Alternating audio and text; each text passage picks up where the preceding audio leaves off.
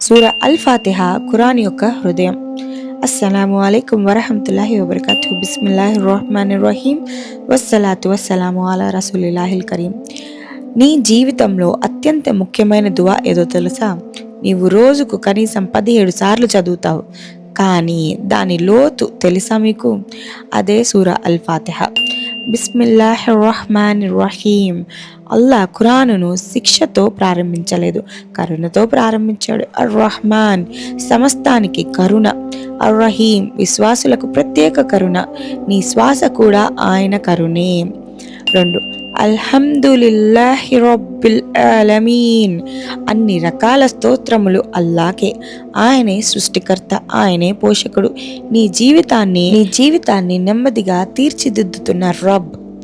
3. అర్ రహ్మాన్ అర్ రహీం. మళ్ళీ కరుణ. ఎందుకంటే ఆయన రబ్ అన్నప్పుడు మనకు భయం కలగవచ్చు. అల్లా చెబుతున్నారు, నేను న్యాయాధిపతి మాత్రమే కాదు, కరుణామయుణ్ణి కూడా అని. 4. మాలిక్ యౌమిద్దీన్. ఒక రోజు వస్తుంది, ఆ రోజు రాజులు ఉండరు, అధికారాలు ఉండవు, సంపద ఉపయోగపడదు. అది తీర్పు రోజు. ప్రతి చిన్న పని కూడా లెక్కించబడుతుంది. 5. ఇయ్యాక నఅబుదు వ ఇయ్యాక నస్తఈన్.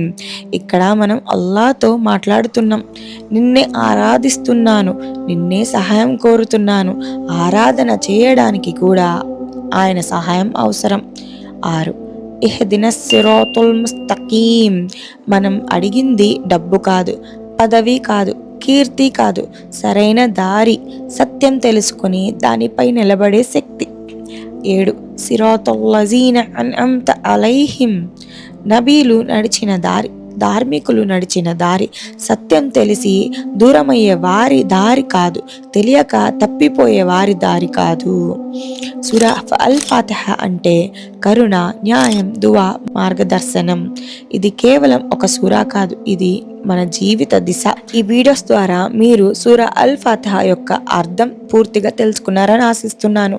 ఇక మీదట మీరు నమాజ్లో చదివేటప్పుడు ఏ ఆలోచనలు లేకుండా ఈ ఖురాన్ తఫ్సీర్ అంటే ఈ వివరణ ఒక్కసారి గుర్తు చేసుకుంటా చదవండి.